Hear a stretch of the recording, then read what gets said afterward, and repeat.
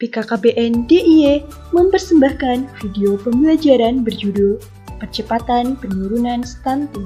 Halo Bapak Ibu, pada video pembelajaran kali ini kita akan membahas mengenai stunting. Untuk lebih jelasnya, mari kita simak video pembelajaran berikut ini. Tahukah Bapak Ibu apa yang dimaksud dengan stunting? Menurut WHO, stunting adalah gangguan tumbuh kembang yang dialami anak akibat gizi buruk, infeksi berulang, dan stimulasi psikososial yang tidak memadai. Stunting juga sering disebut sebagai anak kerdil atau anak pendek. Tetapi, tidak semua anak balita yang berperawakan pendek mengalami stunting. Kalau begitu, apa ciri-ciri anak stunting? Menurut WHO, balita bisa disebut sebagai stunting apabila sudah diukur panjang atau tinggi badannya, lalu dibandingkan dengan standar dan hasil pengukurannya berada pada kisaran di bawah normal. Ciri-ciri anak stunting lainnya yaitu pertumbuhan melambat, wajah tampak lebih muda dari anak seusianya, pertumbuhan gigi melambat, serta performa buruk pada kemampuan fokus dan memori belajarnya. Stunting disebabkan oleh rendahnya akses terhadap makanan bergizi. Selain itu, faktor ibu dan pola asuh yang kurang baik, terutama pada perilaku dan praktik pemberian makan kepada anak, juga menyebabkan anak mengalami stunting. Faktor lainnya yang menyebabkan stunting adalah terjadi infeksi pada ibu, kehamilan remaja, gangguan mental pada ibu, jarak kelahiran anak yang pendek, hipertensi, serta rendahnya akses terhadap pelayanan kesehatan, termasuk akses sanitasi dan air bersih. Setelah mengetahui definisi, ciri, dan penyebab stunting, selanjutnya kita akan membahas tentang dampak stunting.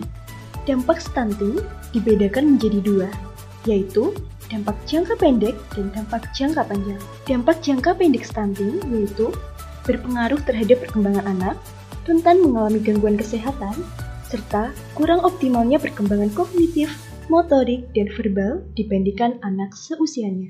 Sedangkan dampak stunting jangka panjang yaitu gangguan kognitif, kesulitan belajar, rentan mengalami penyakit tidak menular, serta kekebalan tubuh dan performa lebih rendah. Selanjutnya, kita akan membahas mengenai intervensi stunting. Upaya pencegahan stunting dapat dilakukan sejak dini, yaitu intervensi pada remaja atau calon pasangan usia subur, ibu hamil, ibu menyusui, serta anak di bawah usia 2 tahun.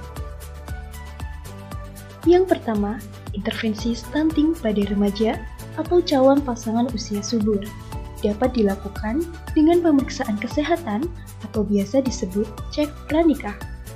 Tes yang dilakukan sebagai tahapan cek pranikah seperti tes hematologi, tes urin, tes golongan darah, tes gula darah, tes penyakit menular seksual, dan TORCH. Yang kedua, intervensi stunting pada ibu hamil dapat dilakukan dengan penambahan asupan gizi bagi ibu hamil yang mengalami kurang energi kronik dan pemberian tablet tambah darah. Yang ketiga, intervensi stunting pada ibu menyusui dapat dilakukan melalui pemberian air susu ibu. Pemberian ASI dapat diawali sejak bayi baru lahir melalui proses inisiasi menyusu kini. Yang keempat, intervensi pada anak di bawah 2 tahun dapat dilakukan dengan pemberian ASI eksklusif sejak lahir sampai bayi berusia 6 bulan sebagai salah satu standar pemberian makan bayi dan anak.